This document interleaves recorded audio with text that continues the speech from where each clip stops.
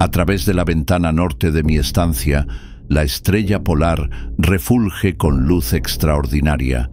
En las espantosas horas de negrura brilla en ese lugar, y durante el otoño, cuando los vientos del norte maldicen y gimotean, y los árboles tornados en rojo del pantano se susurran cosas entre sí, en las tempranas horas de madrugada bajo la luna menguante y cornuda, me siento en el alféizar y observo a esa estrella.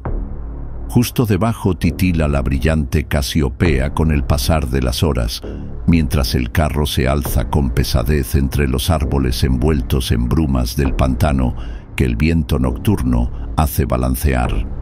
Justo antes del alba, Arturo parpadea rubicunda sobre el cementerio del Altozano y la cabellera de Berenice reluce furiosa a lo lejos, sobre el misterioso oriente, pero aún la estrella polar continúa en el mismo sitio de la negra bóveda, parpadeando odiosa como un malsano ojo vigilante que pugnara por transmitir algún extraño mensaje, aunque sin recordar nada, excepto que tenía un mensaje que transmitir. A veces, cuando está nublado, puedo dormir.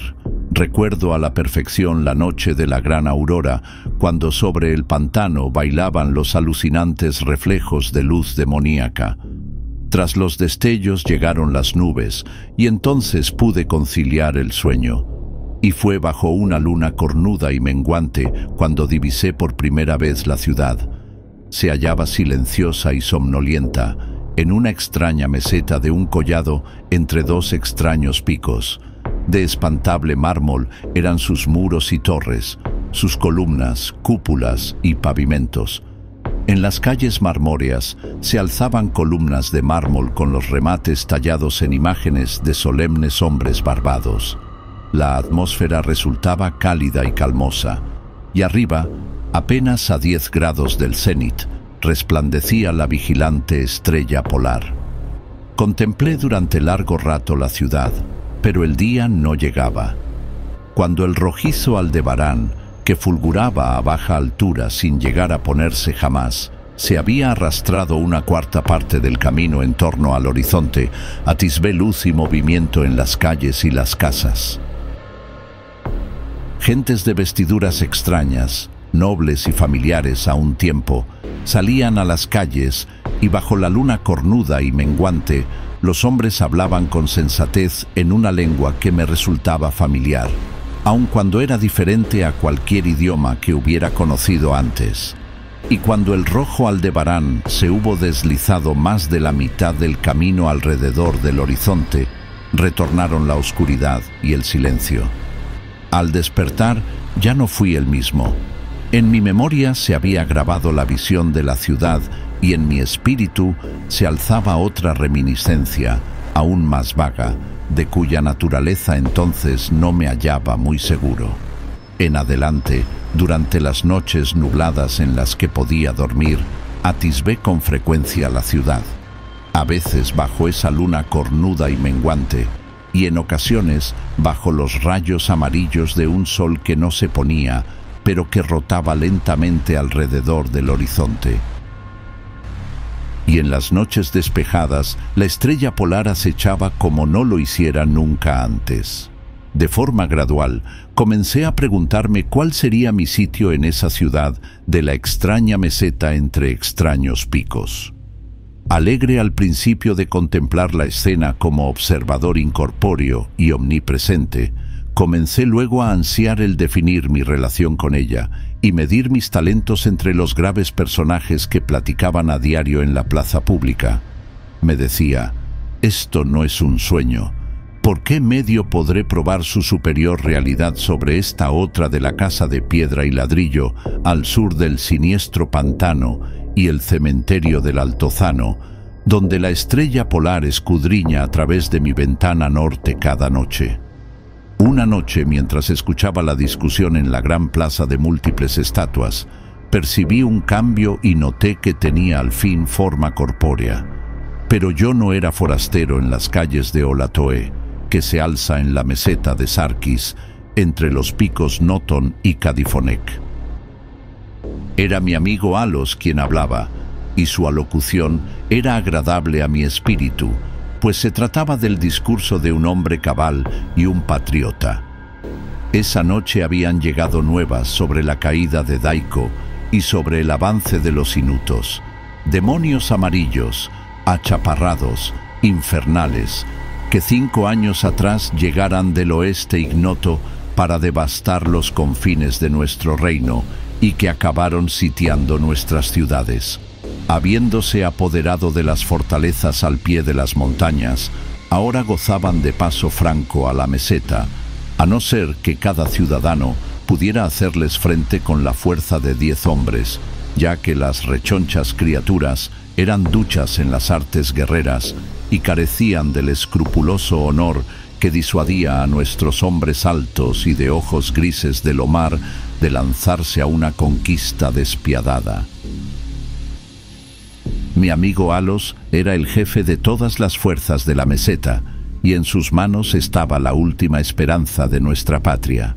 En esta ocasión, hablaba de los peligros que habría que afrontar y exhortaba a los hombres de Olatoé, los más bravos de entre los lomarios, a mantener las tradiciones de sus antepasados, quienes al verse obligados a emigrar al sur de Zobna ante el avance de los hielos, tal como nuestros descendientes habrán algún día de huir de la tierra del Omar, arrojaron valerosa y victoriosamente ante sí a los peludos y bracilargos caníbales gnofequeis que se interponían en su camino. A mí, Alos me había denegado el alistamiento, ya que era enfermizo y propenso a una extraña debilidad ante cualquier tensión y esfuerzo.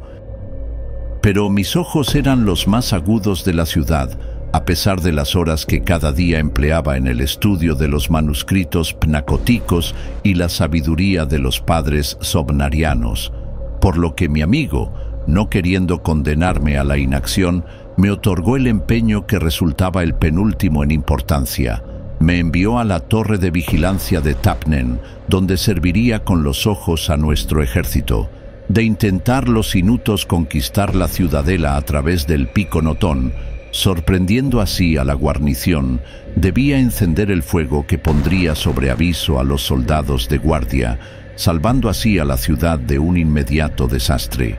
A solas ascendí la torre, ya que hasta el último hombre era necesario en los desfiladeros de abajo. Mi cerebro se veía dolorosamente ofuscado por la excitación y la fatiga, ya que no había dormido en muchos días. Aunque mi propósito se mantenía firme, porque amaba a mi tierra natal del Omar, así como a la ciudad de mármol de Olatoé, ubicada entre los picos Noton y Cadifonec. Pero mientras estaba en la estancia superior de la torre, observé a la cornuda luna menguante, roja y siniestra, estremeciéndose entre los vapores que pendían sobre el lejano valle de Banov. Y, a través de una abertura en el techo, resplandecía la pálida estrella polar, agitándose como si estuviera viva, espiándome como un demonio tentador. Creo que su espíritu me susurraba malvados consejos, arrastrándome a una traidora somnolencia con una promesa condenadamente rítmica que se repetía una y otra vez: duerme, vigía, hasta que las esferas 26.000 años hayan girado y yo tornado al sitio donde ahora fulguro. Otras estrellas en su momento se alzarán en el eje de los cielos, astros que alivien y astros que bendigan con dulce olvido. Tan solo al final de mi giro, el pasado vendrá a tocar a tu puerta. Me debatí en vano contra el sopor, tratando de interconectar esas extrañas palabras con alguna de las tradiciones celestes conocidas en los manuscritos pnacóticos. La cabeza, pesada y vacilante, se me venció sobre el pecho, y al mirar de nuevo, lo hice entre sueños, con la estrella polar burlándose de mí a través de una ventana, sobre los árboles horriblemente oscilantes de un onírico pantano, y aún sueño. En mi vergüenza y desesperación, a veces grito frenéticamente, implorando a las criaturas de ensueño que me rodean que me despierten, no sea que los inutos se escabullan por el desfiladero al pie del pico Noton y se apoderen por sorpresa de la ciudadela. pero tales criaturas son demonios, ya que se ríen de mí y me dicen que estoy soñando. Se mofan mientras duermo, y los achaparrados enemigos amarillos pueden estar mientras deslizándose en silencio hacia nosotros. He fallado en mi deber y traicionado a la marmórea ciudad de Olatoé. He fallado a Alos, mi amigo y comandante, pero todavía esas sombras del sueño me escarnecen.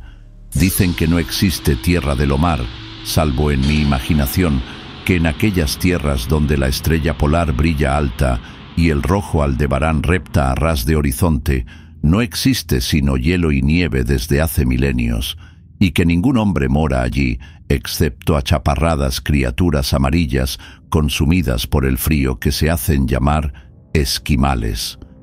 Y mientras escribo en mi culpable agonía, frenético por salvar la ciudad cuyo peligro crece a cada momento, tratando de espantar en vano ese antinatural sueño de una casa de piedra y ladrillo al sur de un siniestro pantano y un cementerio en un bajo altozano, la estrella polar, maligna y monstruosa, me acecha desde la negra bóveda, parpadeando odiosa como un malsano ojo vigilante que pugnara por transmitirme algún extraño mensaje, aunque sin recordar nada excepto que tenía un mensaje que transmitir.